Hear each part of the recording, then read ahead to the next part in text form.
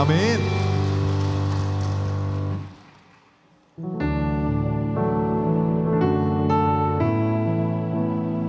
언제나 큰 복과 은혜로 우리의 기쁨 주시는 주님을 고백합니다. 복의 근원 강림하사 찬송하게 하소서. 한량없이 자비하심 측량할 길 없도다. 천사들의 찬송가를 내게 가르치소서. 구속하신 그 사랑을 항상 찬송한 주의 크신 도움 받아 이때까지 왔으니 이와 같이 천국에도 이르기를 바라네. 하나님의 품을 떠나 죄에 빠진 우리를 예수 구원하시려고 보혈 흘려 눈을 들어 산을 보니 눈을 들어 산을 보니 도움 어디서 오나. 천지 지은 주 하나님 나를 도와주신 나의 발이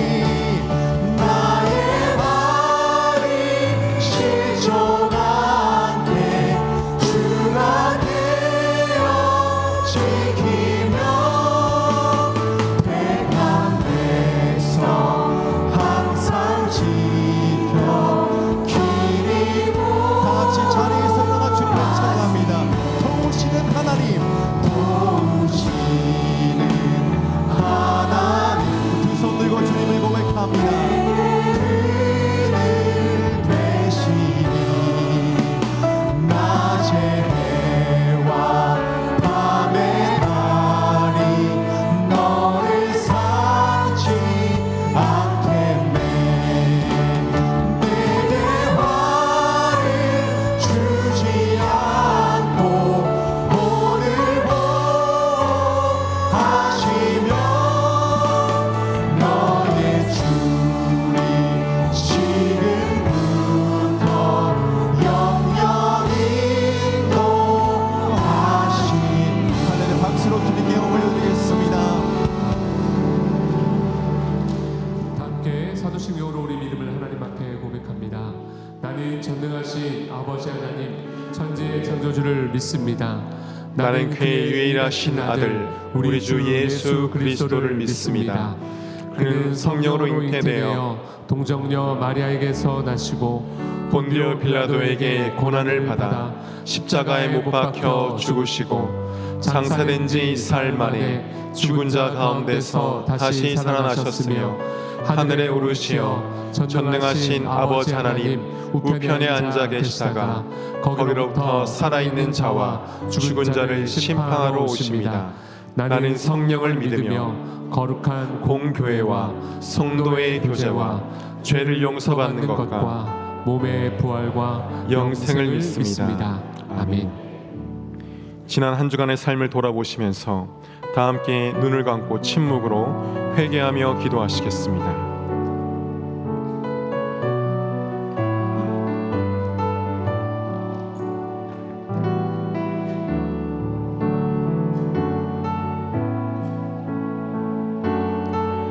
내가 그리스도와 함께 십자가에 못 박혔나니 그런즉 이제는 내가 사는 것이 아니요 오직 내 안에 그리스도께서 사시는 것이라. 이제 내가 육체 가운데 사는 것은 나를 사랑하사 나를 위하여 자기 자신을 버리신 하나님의 아들 믿는 믿음 안에서 사는 것이라. 아멘. 교독문 7번을 교독하시겠습니다. 여호와여, 어느 때까지니까 나를 영원히 잊으시나이까? 주의 얼굴을 나에게서 어느 때까지 숨기시겠나요? 나의 영혼이 번민하고 종일토록 마음에 근심하기를 어느 때까지 하오며 내 원수가 나를 자랑하기 어느 때까지 하리까? 여호와 내 하나님이여, 나를 생각하사 응답하시고 나의 눈을 밝히소서. 내가 사망의 잠을 잘까 하오며 두렵건대 나의 원수가 이르기를 내가 그를 이겼다 할까 하오며 내가 흔들릴 때에 나의 대적들이 기뻐할까 하나. 나는 오직 주의 사랑을 의지하여 싸우니 나의 마음 주의 구원을 기뻐 함께 있습니다. 내가 여호와를 찬송하리니 이는 주께서 내게 은덕을 베푸심이로다. 아멘. 자리에 앉으시겠습니다.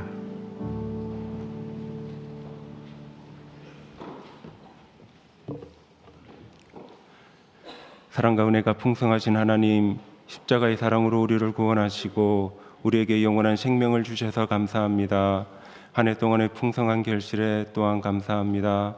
때에 맞게 섭리하시는 하나님의 손길을 보며 하나님께서 주신 가을의 풍요와 결실이 우리 영혼에도 넘치게 하옵소서. 기쁘고 복된 주일에 한자리에 모여 예배하게 하시니 감사합니다. 겸손한 마음으로 하나님 앞에 섰사오니 하나님의 길에서 우리의 우둔함을 벗게 하시고 오직 하나님의 참된 진리를 깨닫게 하옵소서. 생명의 근원이신 하나님을 향해 우리의 생각과 마음이 열리게 하시고 하나님의 임재를 발견하는 예배되게 하옵소서. 지난 한 주간 우리 삶을 고백하며 나아갑니다. 매일 새로운 이야기들로 우리 삶을 채우시는 하나님, 때로는 혼란스럽고 머뭇거리며 잘못된 길을 선택하며 하나님을 온전히 신뢰하지 못할 때가 있었음을 고백합니다. 십자가의 사랑을 의지하며 나아가오니 우리의 모든 허물과 죄를 용서하여 주옵소서. 주님의 몸된 교회를 이곳에 세워주시고 지금까지 인도하여 주신 은혜 감사합니다. 허락하신 귀한 사명을 잊지 않게 하시고 하나님의 나라와 하나님의 영광을 위하여 세상을 향해 구원의 은혜와 진리의 말씀을 선포하는 우리 교회가 되게 하여 주옵소서. 지역사회를 위한 사랑 나눔 바자회를 통하여 하나님의 사랑이 이웃에게 흘러가게 하시고 이런 양찾기 전도 주의를 통하여 영혼 구원과 사랑을 실천하는 우리 교회, 예수님 안에서 함께 지어져 가는 거룩한 공동체 되게 하여 주옵소서. 담임 목사님께 은혜를 다하여 주시고 늘 성령 충만하도록 인도하여 주옵소서. 특별히 육신의 건강과 마음의 평안을 주시고 날마다 성령님께서 도우시고 인도하여 주옵소서. 담임 목사님의 사역에 하나님의 선하시고 귀한 뜻이 나타나게 하옵소서. 말씀을 전하십니다. 하나님의 기쁨을 선포한 선지자 스바냐의 말씀을 통하여 하나님의 마음을 잘 읽어주시고 듣는 우리는 하나님의 마음을 잘 듣게 하시어 말씀을 따라 온전히 살아가는 우리가 되게 하여 주옵소서. 예배를 준비하는 손길과 교회의 여러 곳에서 섬김을 실천하는 손길에 하나님의 은혜를 다하여 주시고 그 섬김과 사랑을 기억하여 주옵소서. 한 마음으로 하나님을 찬양하는 글로리아 찬양대의 찬양을 기뻐 받아 주옵소서. 이 시간 온 마음과 정성을 다하여 예배드리며 하나님의 이름을 높이고 하나님을 경험하는 예배의 복 누리기 원하며 예수님의 이름으로 기도합니다. 아멘.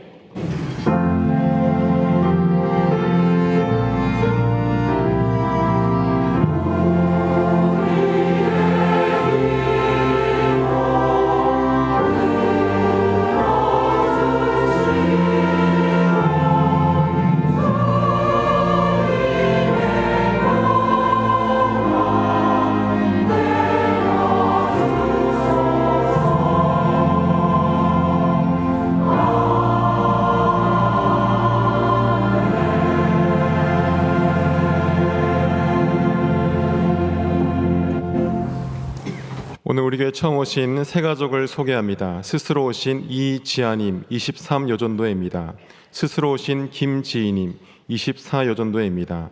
박예아 성도님께서 인도하신 김점선님 17여전도회입니다. 잠깐 차례에서 일어나실 때 우리 큰 박수로 환영하겠습니다. 환영합니다. 광고입니다. 우리 이웃을 위한 사랑 나눔 바자회가 10월 26일 토요일에 열립니다. 바자회 경품 찬조 후원을 받습니다. 누구든지 참여하실 수 있으며 김진욱 목사님께 문의해 주시기 바랍니다. 오늘부터 다음 주까지 아나바다 물품을 받습니다. 옷장을 정리하시면서 사용하지 않는 좋은 옷과 신발, 가방 등을 1층 수거함에 제출해 주시기 바랍니다. 옷은 꼭 세탁이나 드라이를 해서 옷걸이에 널어서 제출해 주시고 오래된 전자제품, 파손되거나 버리기 직전의 물건, 사용하기 힘든 물건은 받지 않습니다. 교인 개인, 외부 업체, 타교인 등 판매 부스 요청은 서영남 권사님께 문의해 주시기를 바랍니다. 11월 17일 추수감사주일을 잃은 양 찾기 전도주일로 그 사람을 찾습니다를 진행합니다. 다 같이 한번 따라해 보실까요? 그 사람을 찾습니다. 오랫동안 보이지 않는 성도, 가족들을 찾아서 다시 교회로 초대하는 날입니다. 다음 주에 찾을 잃은 양을 작정하는데 한 주간 기도하는 마음으로 잃은 양들을 마음에 품어오셔서 다음 주 작정하실 때 그 이름을 써내주시면 감사하겠습니다. 안수집사의 단합대회가 10월 3일 목요일 오전 10시에 진행되며 아울러 안수집사의 원래회가 오늘 2부 예배 후에 2층 은혜홀에서 있습니다. 안수집사님들의 많은 참석 부탁드립니다. 주일 12소 선지서 강의 시리즈가 진행되고 있습니다. 다음 주는 학계서를 읽어오시기 바랍니다. 김영홍 집사님, 하미영 권사님 가정에서 장례 조문에 감사해서 전 성도님들에게 점심 식사 때 소고기국을 제공합니다. 맛있게 드시기 바랍니다. 10월 월상 예배가 10월 1일 화요일 오전 5시 30분에 3층 사랑홀에서 있습니다. 10월의 첫날을 예배로 시작합시다. 오늘 오후 예배는 특별 강사 초청 집회로 미주 LA 시드교회 권혁빈 목사님이 강사로 오십니다. 꼭 오셔서 큰 은혜의 시간 되시기 바랍니다. 이단 경계에 관한 광고입니다. 지난 수요일 예배를 마치고 나가는 시간에 교회 앞에서 신천지 젊은 청년들이 우리 교인을 상대로 전도하는 것을 목격했습니다. 여기에 그 전도를 당하신 분들도 있으시죠. 사실 이단은 늘 우리 가까이 있습니다. 아마 지금 이 예배 자리에도 있을 수 있습니다. 그러나 우리가 해야 할 것은 우선 놀라지 마시고 두려워하지 마시고 우리의 신앙을 잘 지키는 것입니다. 그리고 우리 주변의 가족들을 잘 챙기시기 바랍니다. 특히 자녀들, 청년, 청소년들을 잘 돌보아 주시기 바랍니다. 더 중요한 것은 절대 이단들과 맞대어 험한 말을 하거나 논쟁하지 마시길 바랍니다. 저들이 원하는 것이 바로 그것입니다. 특별한 사항은 꼭 교육자들에게 알려주시길 바랍니다. 우리 좌우에 있는 분들과 한번 고면할까요? 저를 한번 따라해 보시겠습니다. 예수님만이 구원자이십니다. 예수 믿고 구원받읍시다. 네, 마지막 광고를 전해드리겠습니다. 사진을 한번 봐주시고 우리 교회 앞에 있던 건물을 해체하고 주차장 확보를 위해서 정비 작업을 어제 마무리했습니다. 교회 얼굴이 환해지지 않았습니까? 이를 위해 수고하신 많은 분들이 계신데 박수로 이 시간 격려하겠습니다. 하나님 말씀은 스바냐서 3장 14절로 20절입니다. 하나님 말씀을 봉독합니다. 시온에 따라 노래할지어다. 이스라엘아 기쁘게 부를지어다. 예루살렘 따라 전심으로 기뻐하며 즐거워할지어다. 여호와가 내 형벌을 제거하였고 내 원수를 쫓아냈으며 이스라엘 왕 여호와가 내 가운데 계시니 내가 다시는 화를 당할까 두려워하지 아니할 것이라. 그날의 사람이 예루살렘에 이르기를 두려워하지 말라. 시온아 내 손을 늘어뜨리지 말라. 너의 하나님 여호와가 너의 가운데 계시니 그는 구원을 베푸실 적는 자이시라. 그가 너로 말미암아 기쁨을 이기지 못하시며 너를 잠잠히 사랑하시며 너로 말미암아 즐거이 부르며 기뻐하시리라 하리라. 내가 절기로 말미암아 근심하는 자들을 모으리니 그들은 내게 속한 자라. 그들에게 지어진 짐이 치욕이 되었느니라. 그때 내가 너를 괴롭게 하는 자를 다 보라고 저는 자를 구원하며 쫓겨난 자를 모으며 온 세상에서 수욕받는 자에게 칭찬과 명성을 얻게 하리라. 내가 그때에 너희를 이끌고 그때에 너희를 모을지라. 내가 너희 목전에서 너희의 사로잡힘을 돌이킬 때에 너희에게 천하만민 가운데서 명성과 칭찬을 얻게 하리라. 여호와의 말이니라. 아멘.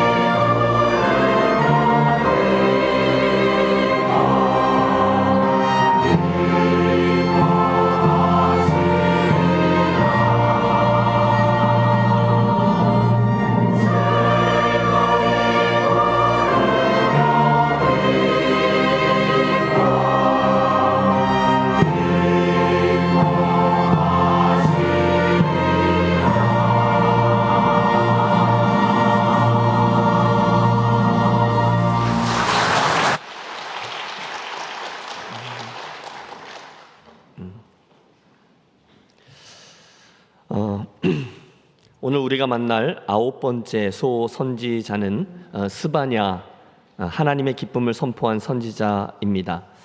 9번에 걸쳐서 살펴오고 있는데요. 보통 선지자들은 그들의 출신 지역이나 직업 또는 그의 아버지의 이름 정도를 언급하는 것으로 자기소개를 시작했어요. 앞에 보면 엘고스 사람 나훔 또는 드고아의 목자 아모스, 아미떼의 아들 요나 등등으로 말입니다. 그런데 오늘 우리가 대하려고 하는 스바냐는 조금 특이합니다. 그는 자그마치 4대에 걸친 자기의 족보를 소개하면서 자신은 유대의 왕이었던 히스기야의 현손이라는 것을 언급합니다. 자부심이 대단하죠? 맞아요. 그는 왕족이었습니다. 하지만 그것이 하나님 앞에서 소명자로 서는 데는 아무런 문제가 되지 않았어요. 자, 우리가 BC 8세기에서 BC 한 6세기에 있는 소선지자들을 다루고 있는 건데 지금 이 스바냐 시대는 북이스라엘은 이미 아수르에게 멸망을 당한 상태였고 남유다 또한 큰 위기 앞에 서 있을 때였는데 이 스바냐는 나훔, 하박국, 예레미야와 함께 강력한 하나님의 경고를 선포합니다. 그 때문이었을까요? 남유다에는 요시야라는 사람이 왕으로 세워져 잠깐 강력한 종교 개혁을 진행하며 나라의 국운을 되살리려 애를 썼어요.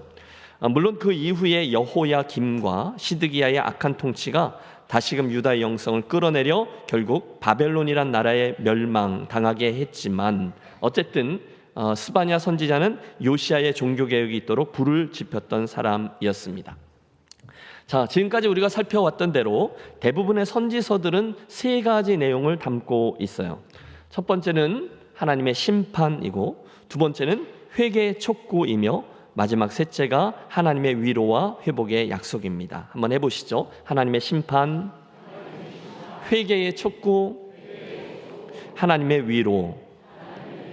예, 그런 의미로 오늘 우리가 대하려고 하는 이 스바냐서는 선지서들의 표본이 된다라고 말씀드릴 수 있습니다. 왜냐하면 주간에 읽어오셨죠? 비록 세 개의 장으로 이루어진 작은 책이지만 이 속에는 이 세 가지, 하나님의 심판, 회개의 촉구, 그리고 위로의 약속 모두가 담겨있기 때문입니다. 내용상 1장에는 예루살렘과 유다를 향한 하나님의 심판 이야기가 나오고 2장에는 그 심판이 확대되어서 열국을 향한 심판 이야기도 나오고요. 그런데 마지막 3장에 이르러서 회개하고 돌이키라, 그들이 남은 자들이다 라는 말씀과 함께 제일 끝에 그런 남은 자들에게 주시는 격려와 약속이 이어지고 있습니다. 자, 오늘도 이 스바냐서의 말씀을 대하면서 그 속에 드러나는 세 가지 중요한 말씀 주제를 우리 함께 묵상하며 오늘 우리들에게 주시는 은혜를 나누어 보겠습니다.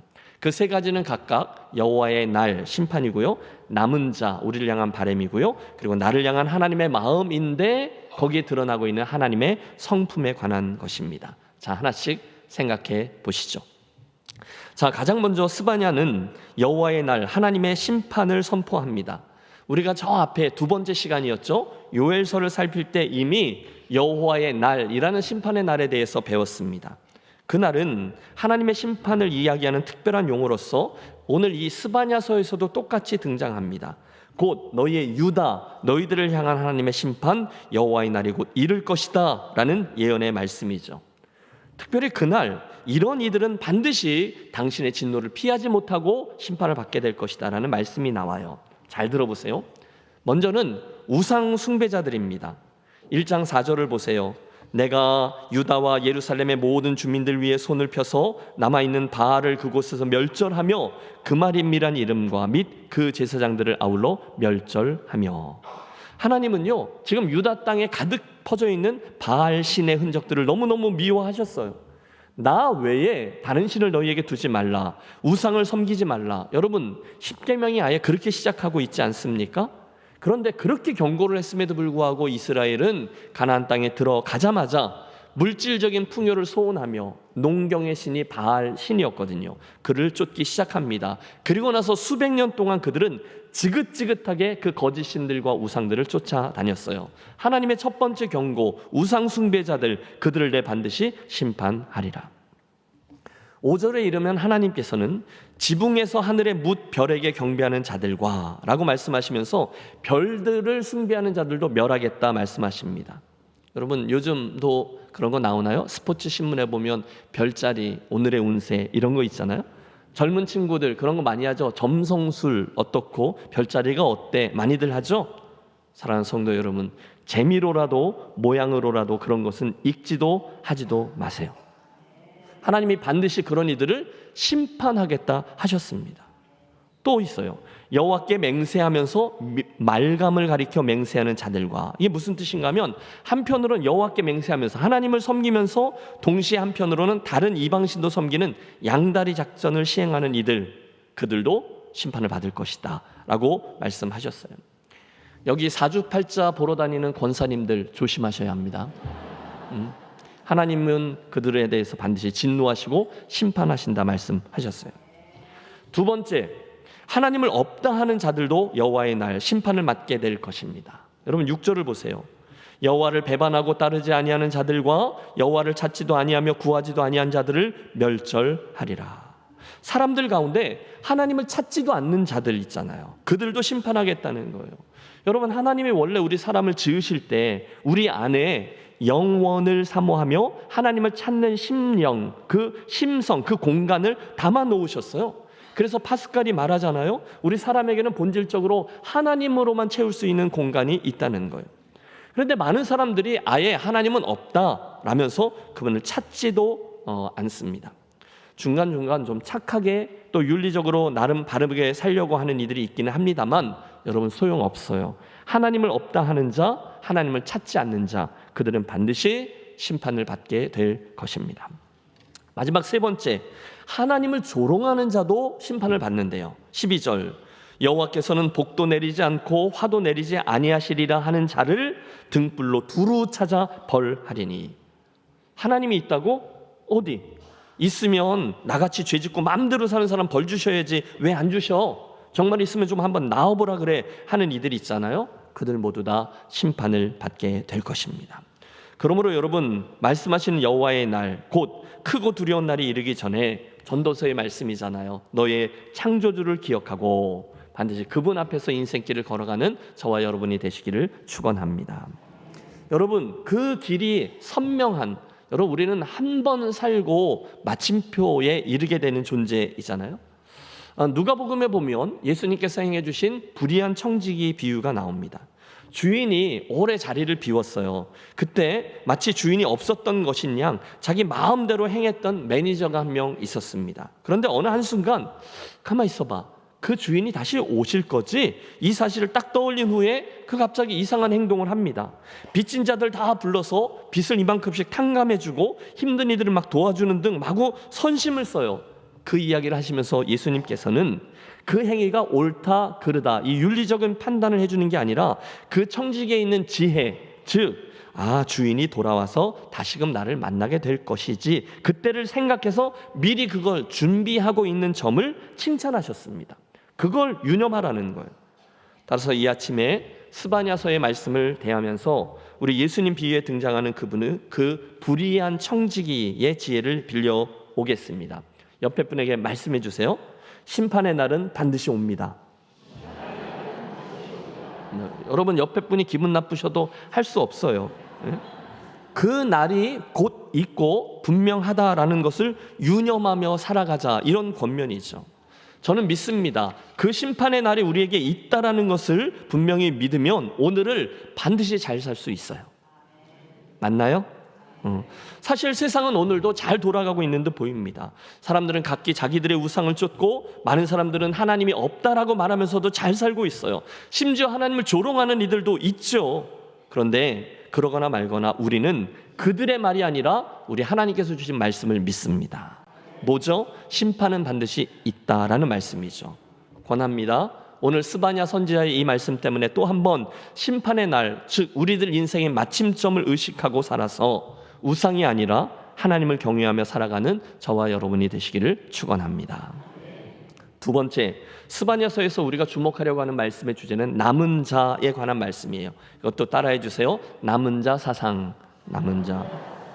여러분, 성경 전체를 아우르며 하나님이 강조하시는 바가 하나 있습니다. 그건 온 세상은 아무리 죄악으로 물들고 그래서 모두들 멸망의 위기 앞에 선다 해도 하나님은 반드시 어딘가에 당신의 남은 자들을 숨겨놓고 준비하곤 하신다는 거예요.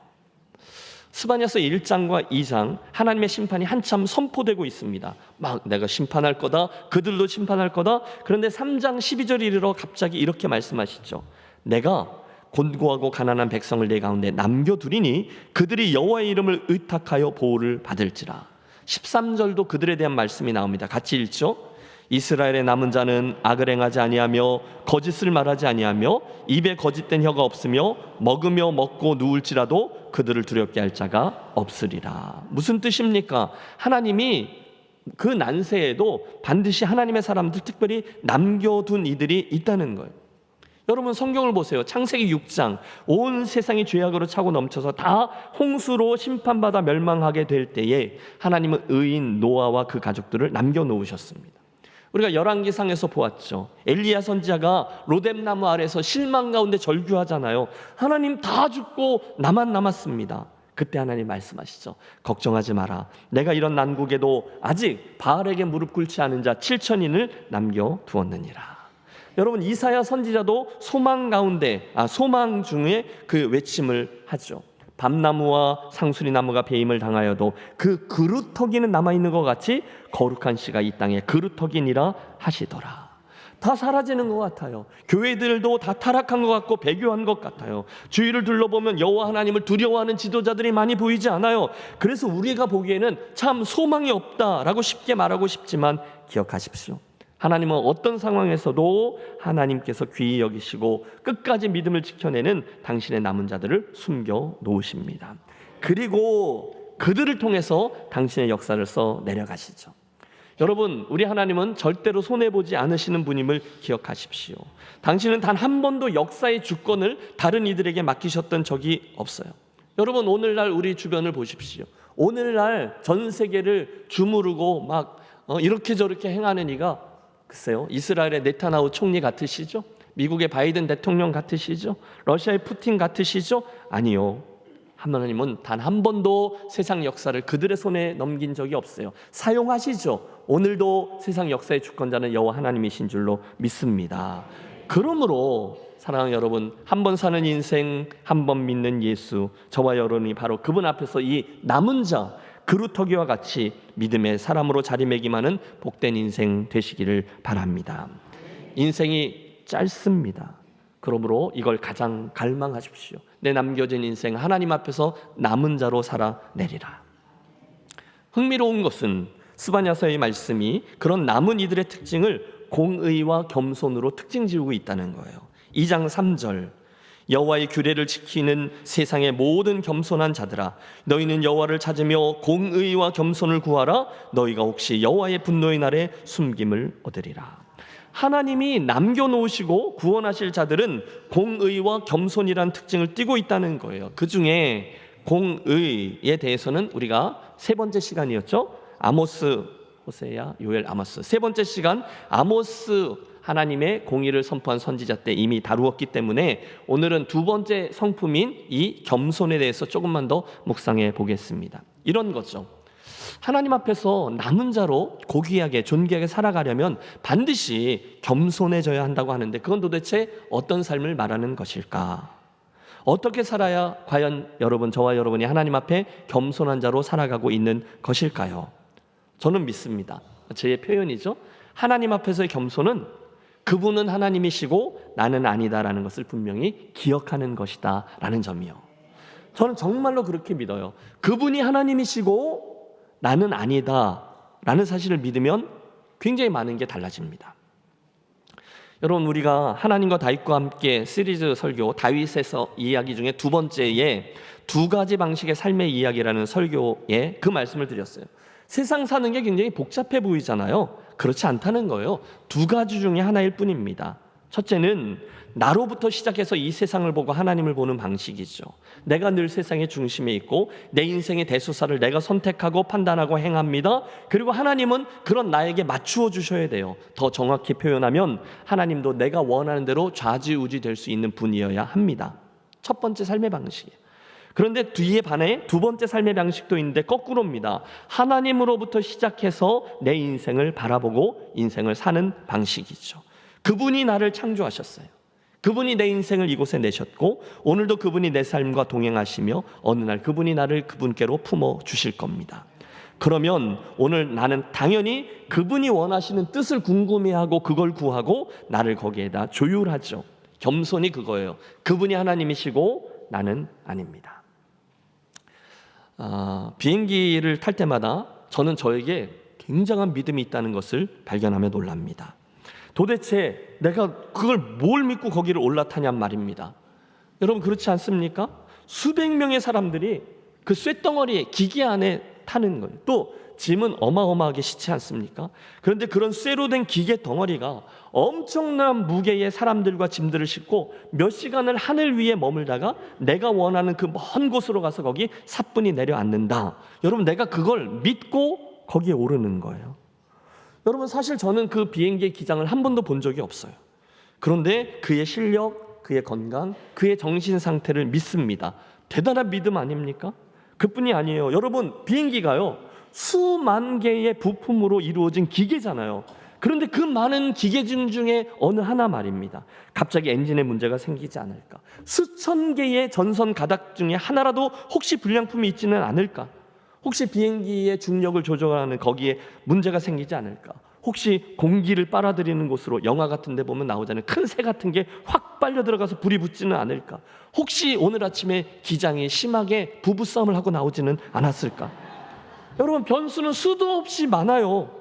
그런데 저는 단 하나도 의심하지 않고 그 쇳덩어리 안에 들어가 눈을 지그시 감고 잠도 자고 밥도 먹고 책도 읽고 심지어 설교 준비까지 합니다. 이게 뭐예요? 믿음이죠. 그런데 만약에 제가 이 비행기를 믿지 못한다, 아니 그 기장을 믿지 못한다, 그럼 절대로 그럴 수가 없는 거죠. 오래전에 기억나는 분 있으시죠? 헐리우드 영화 중에 에어포스 1이라는 영화가 있었어요. 포스터 나오죠? 미국 대통령 전용기 에어포스 1이 테러리스트에게 납치되는 내용인데 저 유명한 배우 해리슨 포드가 미국의 대통령으로 분하여 결국 그 안에 일어나는 모든 난관들을 다 극복하고 문제를 해결하고 모든 사람들을 구한다. 이게 전형적인 헐리우드 영화 스토리입니다. 한순간 저 최첨단 미국 대통령 전용기가 납치됩니다. 곧 꼬리에 꼬리를 무는 위기들이 발생하고 숨막히는 액션들이 전개되죠. 하지만 그 문제들은 정말 세 발의 피입니다. 제일 마지막에 가면 어마어마한 위기가 닥치는데 비행기를 조종하는 기장이 죽는 거예요. 그럼 우리는 정말 큰일 났다라고 생각합니다. 그러나 여러분 걱정하지 마세요. 주인공은 절대로 안 죽습니다.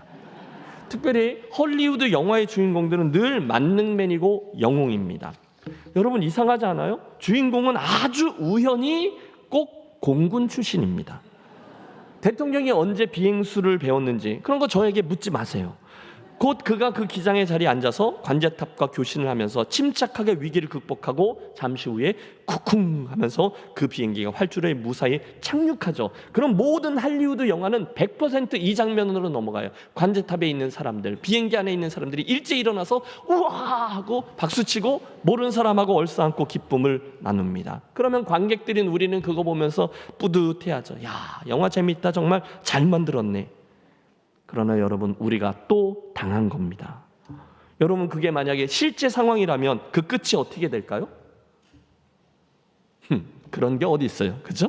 기장에게 문제가 생기면 그걸로 끝인 거예요. 우리는 비행기를 조종할 수 없어요. 그게 인생입니다. 저는 그렇게 생각해요.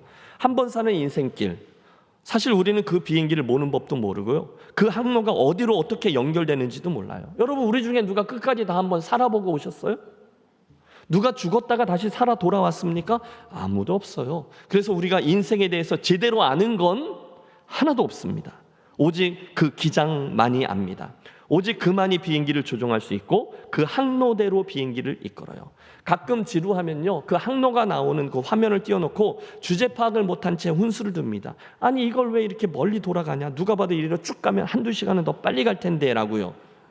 그런데 여러분 우리는 너무도 자주 저와 여러분의 인생을 그런 식으로 살아갑니다. 아니 그런 이들을 만납니다. 막 팔을 걷어붙이고 나서는 거죠. 내가 비행기 조종석에 앉아요. 그리고 이 버튼 저 버튼을 막 눌러봅니다. 드리는 말씀 눈치채셨죠? 그렇게 하지 않는 것이 겸손이라는 거예요.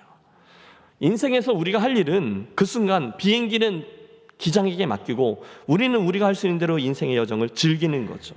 똑같습니다. 우리들의 인생을 이 땅에 내셨고 걸어가야 될 길을 정해놓으신 하나님 인정하고 그분의 이끄심에 나를 맡기고 나는 그분이 정하신 항로를 따라 순응하며 나아가는 것이 옳습니다. 그게 겸손이에요. 기억하십시오.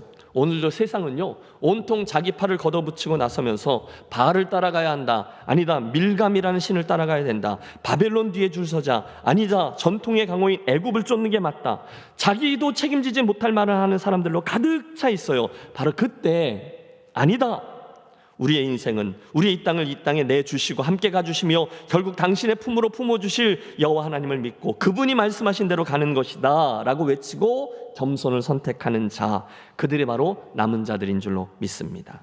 바랍니다. 오늘 이 스바냐서의 말씀 때문에 저와 여러분 모두 범사에 그 하나님을 인정하고 경외하며 그분이 말씀하신 대로 따라 행하는 21세기의 남은 자들이 되어지시기를 간절히 축원합니다.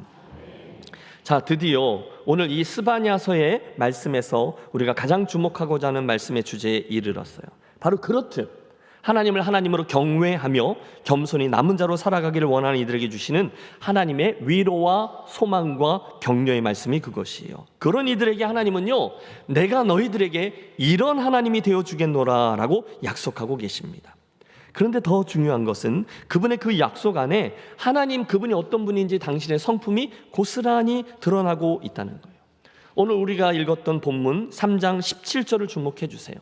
우리가 잘 아는 찬양이고 또 오늘 성가대가 했던 찬양이죠. 너의 하나님 여호와가 너희 가운데 계시니 그는 구원을 베푸실 전능자시라. 그가 너로 말미암아 기쁨을 이기지 못하시며 너를 잠잠히 사랑하시며 너로 말미암아 즐거이 부르며 기뻐하시리라 하리라. 아멘.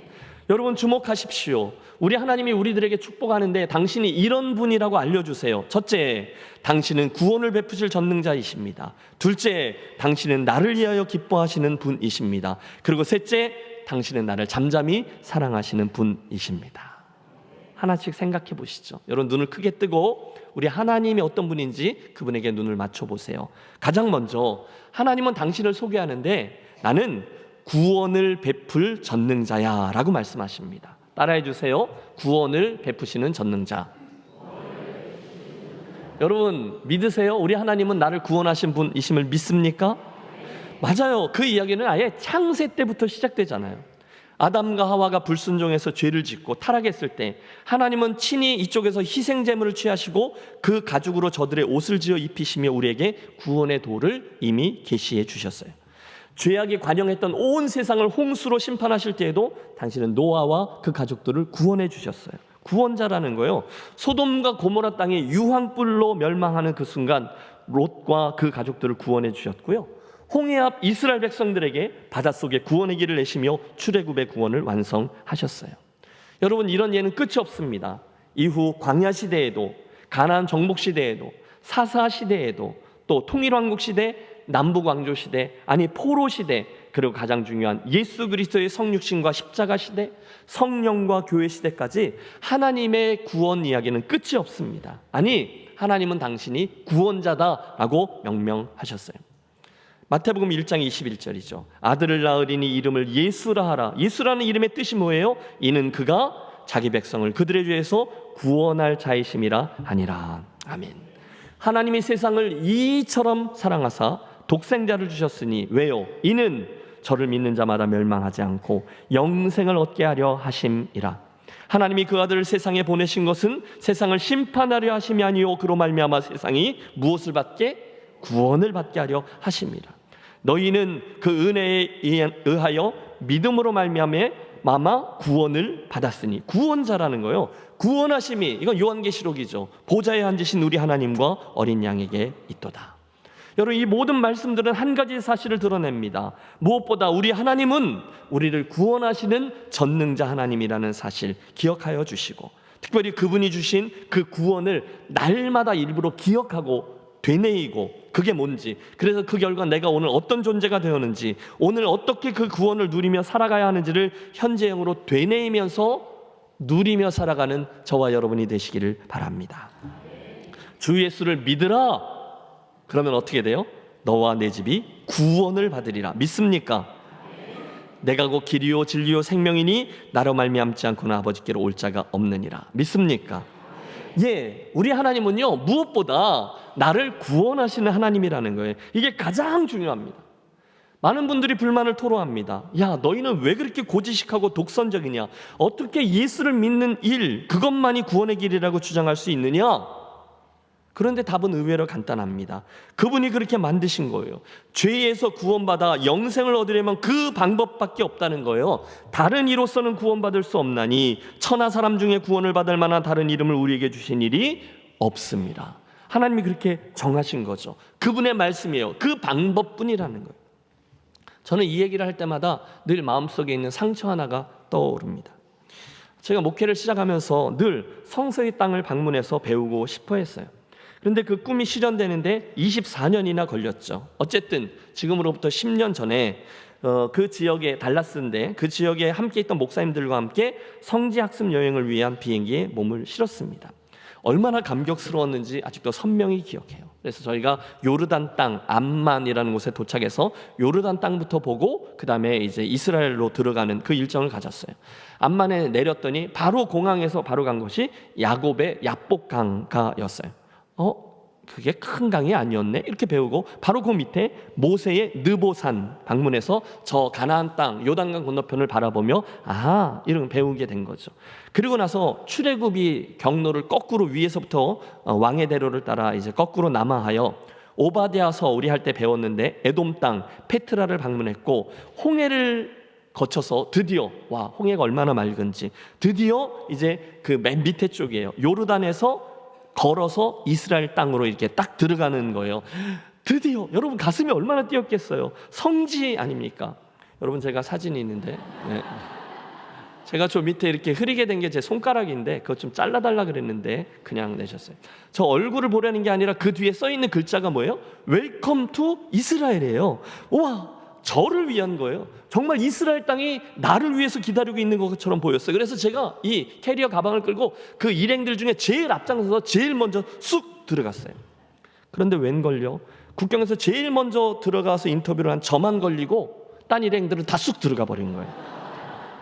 분명히 제가 인상도 활짝 펴고 빵긋빵긋 웃으면서 헬로 뭐 이러면서 들어갔는데 저만 독방으로 끌고 가서 꼬치꼬치 처음부터 끝까지 여러 번 캐묻는 거예요. 여러분 제가 뭐 테러범처럼 뭐 수염을 길렀어요. 뭐 평상시에 범죄 기록이 있었겠어요. 흉기를 숨겼겠어요. 아니요. 아니 나 관광객이다. 나 너희 나라 들어가서 돈 쓰고 들어갈 거다. 나 관광객이다. 근데 안 들여보내주는 거예요. 총기를 든 국경 수비대원들이 다 저만 째려보는 것 같아요. 여러분 끝까지 한 2시간 정도 저만 못 들어갔어요. 이유가 뭔지 아세요? 제 여권에 찍혀있던 이라크 스탬프가 문제였어요. 기분이 나쁘다는 거예요. 너 도대체 뭔데 우리의 적국인 이라크를 들어갔다 왔냐는 거예요.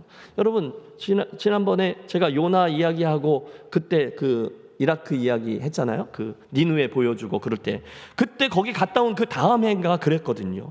아니 너 뭐냐라는 거예요. 정체가 뭐냐라는 거예요. 아니 친구 만나러 갔다 왔다고. 친구 누구? 누구 있는데 선교사야 라고 말하면 되잖아요. 근데 선교사라고 말할 수가 없잖아요.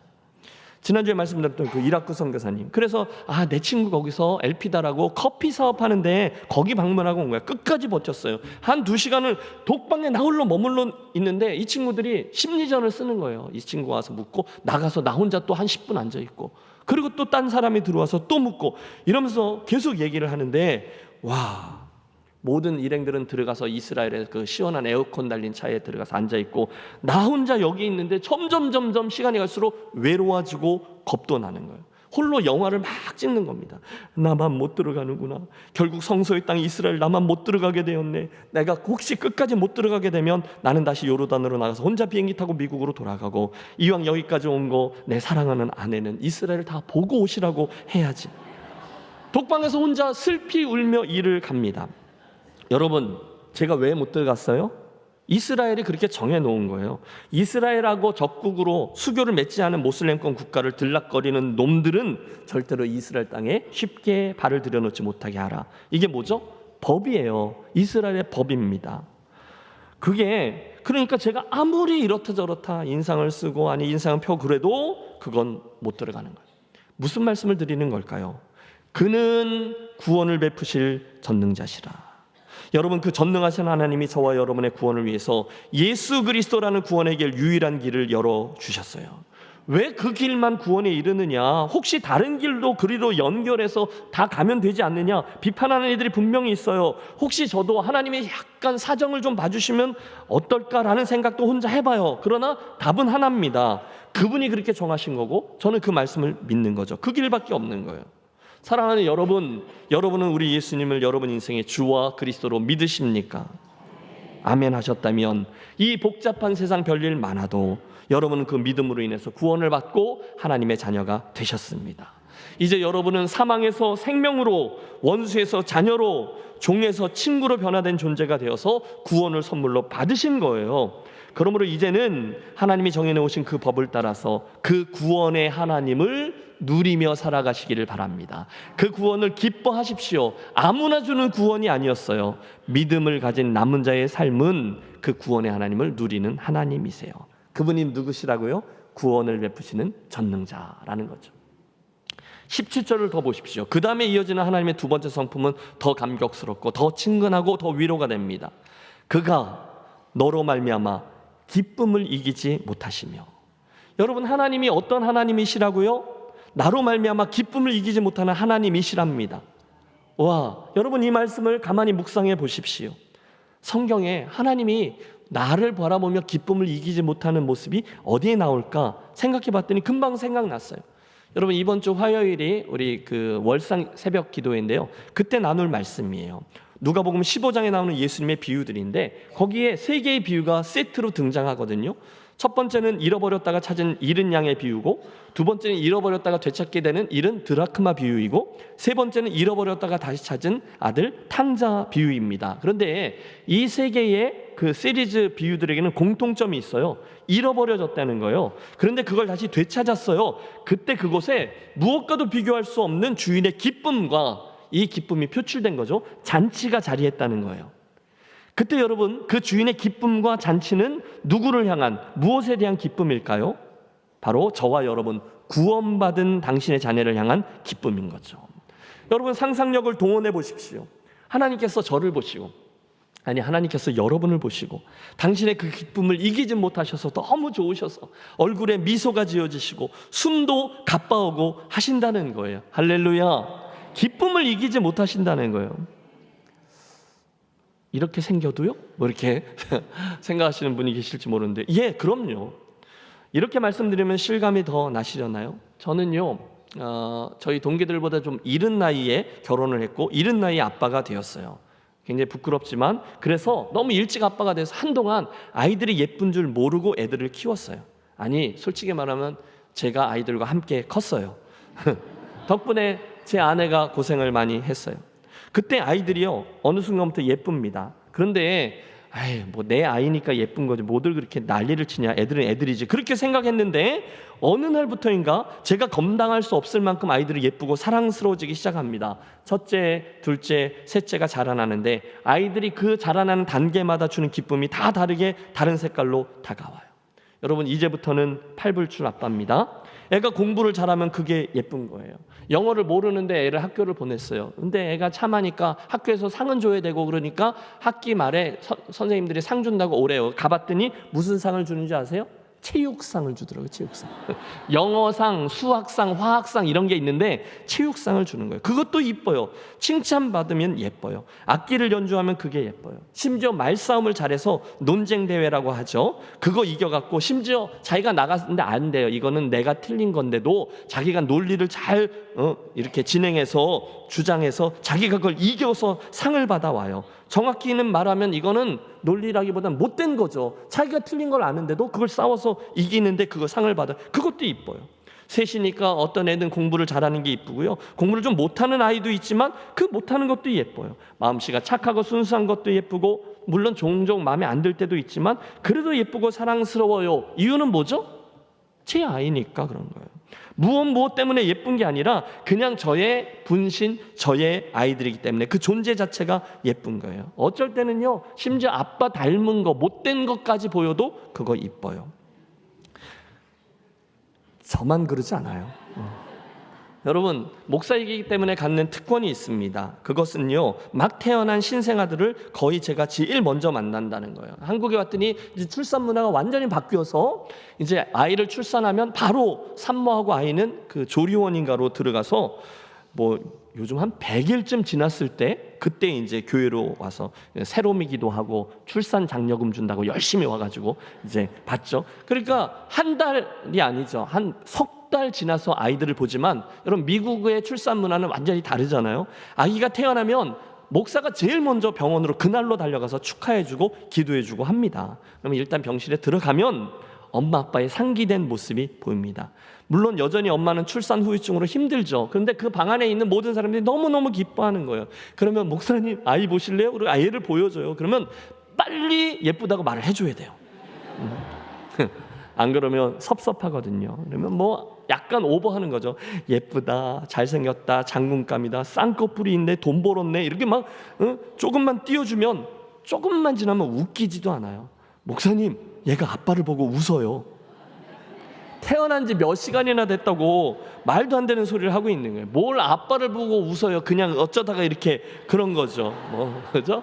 뭐 코가 오똑하네. 오똑하게 뭐가 오똑해? 눈썹이 짙네. 눈매가 아빠를 닮았네. 심지어 막 울면 야, 얘 노래 잘할 것 같아. 목소리. 야, 제가 보기엔 그 애가 그 애인데 정말 별걸 다 갖다 붙이면서 희희낙낙이에요. 이유는 하나죠. 팔불출 아빠이기 때문에 그래요. 자기 자식이기 때문이에요. 그 아이는요, 그 존재 자체가 이미 신비이고 기쁨인 거예요. 자, 이쯤 되니 저는 식당에 가서 할아버지 할머니들이 핸드폰 화면이 다 손주 사진들로 바뀌어 있는 게 이해가 돼요. 그 이쁨은 여러분 그렇다면서요. 그 기쁨은요, 자녀들 때의 것과는 상대도 되지 않을 만큼 이쁘고 또 기쁘다는 거죠. 어쩔 때 교회에서 보면 할아버지 할머니들 이렇게 모여가지고 다들 핸드폰 가운데 꺼내놓고 손주들 자랑하는 삼매경에 빠져 계세요. 예수를 그렇게 열심히 믿어야 되는데 그거 그러고 있는 거죠. 그 마음은 이해가 되는 거죠. 여러분, 그 아이들이 왜 예쁘고 왜 기쁨이죠? 뭘 하기 때문에 예쁘고 내게 뭘 주기 때문에 기쁜 게 아니라 그의 존재가 나의 분신이기 때문에 그 자체로 예쁘고 기쁜 거죠. 그런데 하나님이 정확히 그러시다는 거예요. 그분이 저를 바라볼 때 가지시는 예쁨과 기쁨이 그런 거죠. 여러분을 바라보며 그분의 기뻐하시는 게 그런 거죠. 맞아요. 하나님은 당신의 형상을 따라 그와 비슷하게 우리를 지으셨거든요. 당신의 분신인 당신의 형상과 성품을 닮은 나를 보면서 당신 안에 있는 기쁨을 주체하지 못하시는 분이세요. 물론 때때로는 제가 좀 못하는 게 있어요. 모난 부분도 있어요. 예수를 잘 믿어야 되는데 조금씩 모자라서 늘 안타깝고 그럴 때가 있어요. 맨날 잘할게요, 하나님 약속할게요 그러는데 좀 지나고 나면 내가 하나님께 공수표를 띄운 게 다 들통나요. 괜찮아요. 그런데도 하나님은 나를 보면 기뻐하세요. 왜요? 내가 하나님의 자녀이기 때문이에요. 당신의 형상을 따라 지은 나, 그리고 하나님을 아버지라고 부르는 나, 당신의 독생자 예수 그리스도의 보혈로 맞바꾸기까지 해주셨던 나, 그렇기 때문에 하나님은 나를 보며 당신의 기쁨을 이기지 못한다 하세요. 여러분, 이 말씀을 믿으십시오. 하나님이 여러분을 보고 기쁨을 이기지 못하세요. 여러분, 이 말씀이 큰 위로가 되시기를 바랍니다. 하나님이 나를 그런 눈으로 바라보시는 거예요. 자, 그렇다면 오늘 하나님께로 나오는 우리들의 표정과 태도가 달라져야죠. 맨 처음 나올 때는 물론 죄인오라 하실 때에 날 부르소서, 죄인의 모습으로 나오는 게 맞습니다. 끝까지 우리 겸손해야 합니다. 하지만 일단 우리가 하나님 앞에 당신의 자녀됨으로 나아오셨다면 이제는 그분 그 은혜의 보좌 앞에서 하나님의 자녀됨을, 그 특권을 누리고 감사하고 그 구원을 즐거워하는 저와 여러분이 되시기를 권합니다. 여러분, 자부심과 자긍심을 가지세요. 나는 생긴 건 이래도 하나님이 나를 사랑하시고 기뻐하시는 그런 존재지. 당신은 오늘 당신을 아는 나를 보며 당신을 아버지라고 부르는 나를 보며 기쁨을 이기지 못하신다 하셨지. 여러분, 솔직히 그렇지 않습니까? 저와 여러분은 이 온 세상에 있는 몇십억의 인구 중에 몇 퍼센트 되지 아니하는 구원받은 하나님의 자녀예요. 할렐루야. 우리는 하나님의 기쁨의 대상이에요. 옆에 분에게 말씀해 주세요. 하나님은 당신을 기뻐하십니다. 너무너무 기뻐하십니다. 너무너무 기뻐하십니다. 예. 하나님의 두 번째 성품이에요. 한 가지만 더 17절에서 보게 되는 하나님의 세 번째 성품이 나옵니다. 너를 잠잠히 사랑하시며 너로 인하여 즐거이 부르며 기뻐하시리라 하리라. 와, 하나님의 나를 향한 시선을 보세요. 그분의 나를 향한 은혜가 더 커지고 깊어집니다. 그분은 나를 잠잠히 사랑하시는 분이래요. 여러분, 이 말씀을 잘 묵상해 보세요. 그분이 나를 잠잠히 사랑하신다. 여러분, 왜 그분이 나를 잠잠히 사랑하신다고 하실까요? 요란하고 떠들썩하게 사랑하실 수도 있는데 큰 소리로 사랑하실 수도 있고 큰 행동으로 사랑하실 수도 있잖아요. 그런데 왜 당신은 유독 잠잠히 사랑하신다고 하셨을까요? 성경에는 안 나와요. 그러니까 묵상하는 거죠. 어쩌면 그 이유가 하나님이 정말로 나를 향한 당신의 그 큰 사랑, 기쁨을 그렇게 마음만큼 요란하게 티나게 사랑하시면, 당신의 욕심만큼 그렇게 나를 사랑을 다 표현하면서 사랑하신다면 아마 우리들 중에는 그 누구도 그분 사랑의 강도를 당해낼 수가 없기 때문이겠다라는 생각을 해보았어요. 여러분, 출애굽기 19장에 보면 이스라엘의 출애굽해서 이제 그 시내산 밑에 모였죠. 1년 동안 거기 머무는데 하나님이 드디어 그곳에 임재하셔서 이스라엘 백성들을 만나시는 때가 왔어요. 지금까지는 내가 아브라함을 택했고 한 족장들을 택했고 한 가문을 통해서 언약을 맺었는데 이제는 드디어 이 히브리 민족 전체를 만나 제사장 나라가 되고 나는 그들의 하나님이 되는 언약을 맺게 되었구나. 하나님이 흥분하셨어요. 아주 약간 설레셨어요. 그런데도 이 땅에는요, 어마어마한 일이 벌어졌어요. 빽빽한 구름이 산을 덮고 우레와 번개가 계속 쳐댔고 큰 우주의 나팔 소리가 울려댔고 막 그랬어요. 그런데 생각해 보세요. 딱 그만큼인데도 하나님 아직 내려오지도 않으셨고 이제 막 내려오시려고 하는데도 밑에 있던 이스라엘 백성들은 감당할 수가 없어서 모세에게 와서 부탁하잖아요. 우리가 너무너무 무서우니 이만하면 족하니 그냥 모세 당신이 홀로 올라가 산 위에서 하나님을 만나고 우리에게 나중에 말씀을 해주시면 안 될까요? 라고 했습니다. 여러분, 아마 그런 게 아닐까 싶어요. 만약 하나님이 정말로 하나님의 나를 향한 사랑을 하나님의 마음만큼 나에게 표현하려고 막 부어주시면 우리 중에 그 누구보다 하나님의 그 큰 사랑을 감당할 수 없을 겁니다. 그래서 하나님은 당신의 사랑하는 마음을 절제하셔서 잔잔한 햇볕처럼 우리를 잔잔히 사랑하신다, 이렇게 표현하는 게 아닐까 생각해 봅니다. 따뜻한 햇볕이 이렇게 비추는 것처럼 잔잠히. 그런데 여러분, 그것만으로도 이미 충분한 줄로 믿습니다. 여러분, 하나님의 나를 향한 사랑은 단 한 번도 모자랐던 적이 없었어요. 그분은요, 그렇게 나를 잠잠히 사랑하신대요. 그런데 바로 이어서 뭐라고 돼 있어요? 나를 즐거이 부르며 기뻐하시리라, 이렇게 말씀하세요. 더 이상 다른 표현이 필요 없어요. 충분합니다. 여러분, 생각해 보십시오. 지금 우리가 하나님의 그 사랑을 받아서 우리가 찬양을 드려도 모자랄 판이죠. 그런데 도리어 하나님이 나를 보면서 너무 좋으셔서 처음에는 잠잠히 사랑한다 그랬다가 이제는 그 기쁨을 노래로 표현하신대요. 여러분, 경험상 언제 노래가 터져 나오세요? 네? 슬플 때? 아니요. 아무 때나? 네, 여러분, 그건 정신 이상한 사람이죠. 네. 여러분, 언제 노래가 터져 나와요? 예, 기쁠 때죠. 나도 모르게 너무 좋은 거예요. 말로 다 할 수 없을 만큼 기쁨과 사랑이 클 때 노래가 터져 나와요. 그게 나를 향한 우리 하나님의 사랑과 기쁨이라는 거예요. 로마서의 말씀이 떠오릅니다. 우리가 아직 죄인 되었을 때 그리스도께서 우리를 위하여 죽으심으로 하나님께서 우리에 대한 자기의 사랑을 확증하셨느니라. 하나님의 잠잠한 사랑이 느껴지시죠. 여러분, 요즘 우리가 대하고 있는 이 12 선지자들의 시대, 이때 남북 왕조 모두에게 하나님 너무너무 힘드셨을 거예요. 이스라엘 백성들이 워낙 어질러 놓았거든요.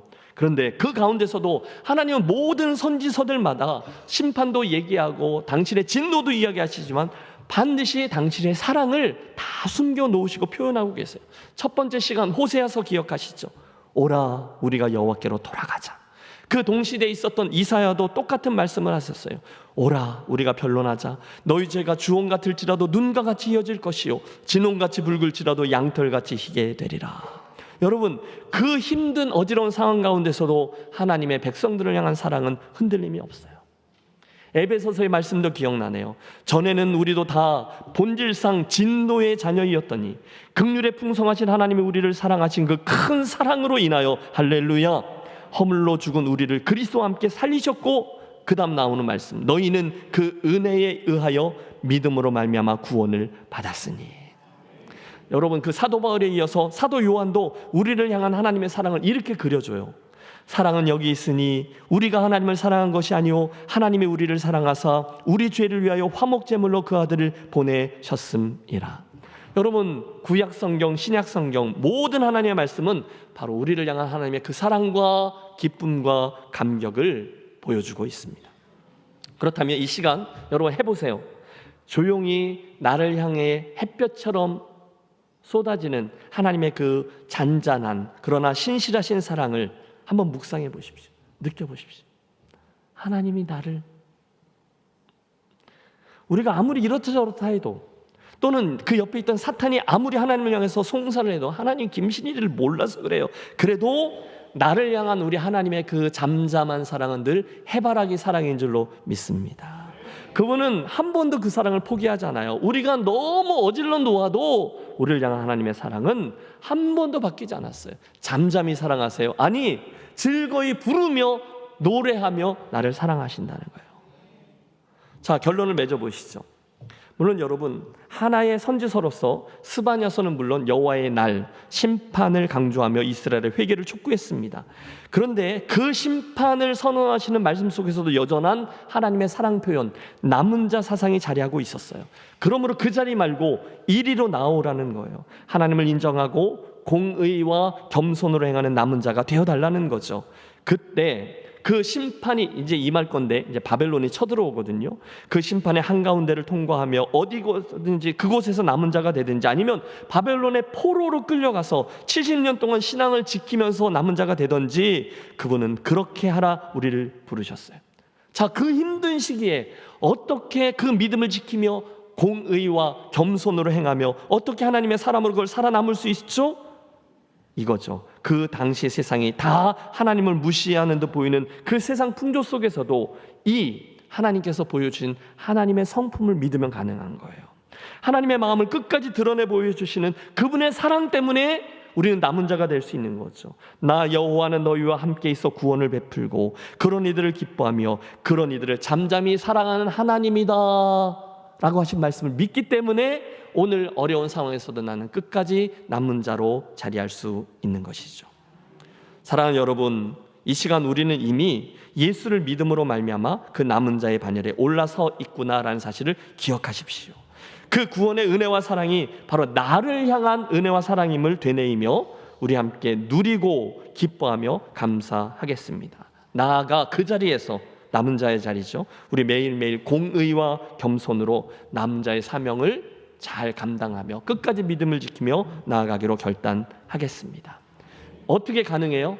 하나님을 묵상하면 되는 거예요. 함께 고백해 보시죠. 나를 구원하신 하나님을 누리겠습니다.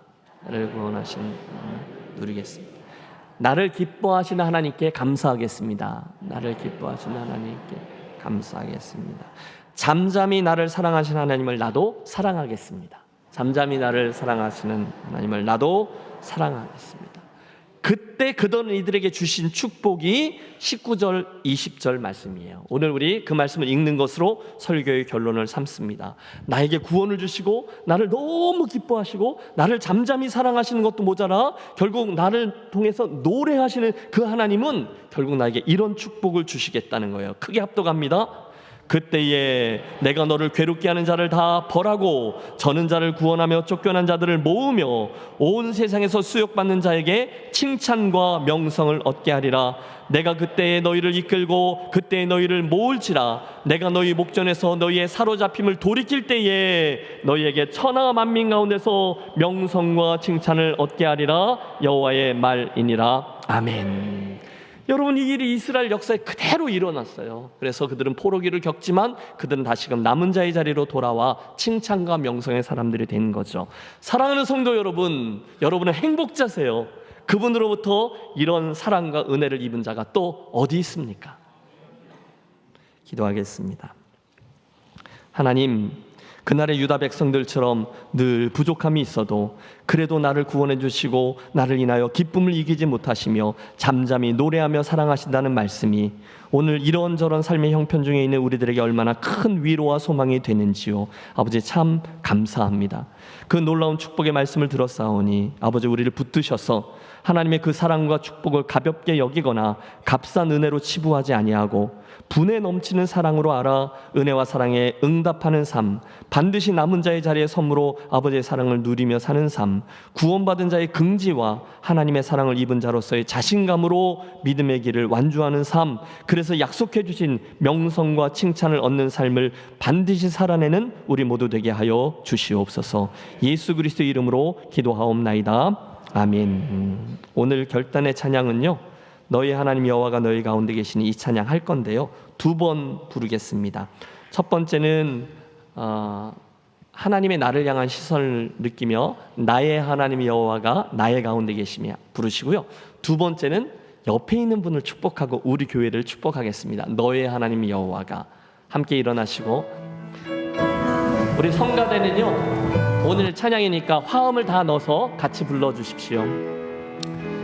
나를 향한 하나님의 사랑을 고백합니다. 나의 하나님 여호와가, 나의 하나님 여호와가 나의 가운데 계시니 그는 구원을 적는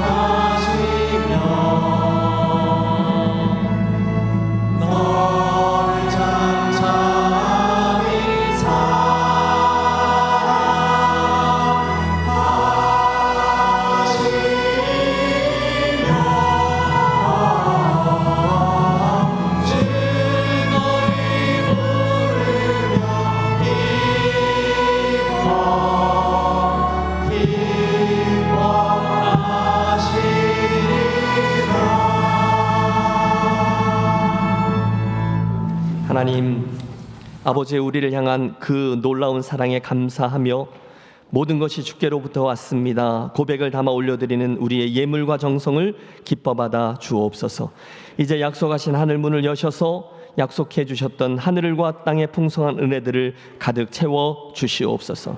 특별히 오늘도 함께 말씀 앞에 선 모든 심령들에게 깨달음과 결단과 순종과 열매를 주시고, 특별히 연약한 심령들에게는 주님이 친히 강함이 되어 주시며, 곤고한 심령들에게 하나님의 위로와 회복이, 또 정성껏 주님과 교회를 섬긴 이들에게 하나님 주시는 기쁨과 감사가 더욱 넘치게 해 주시옵소서.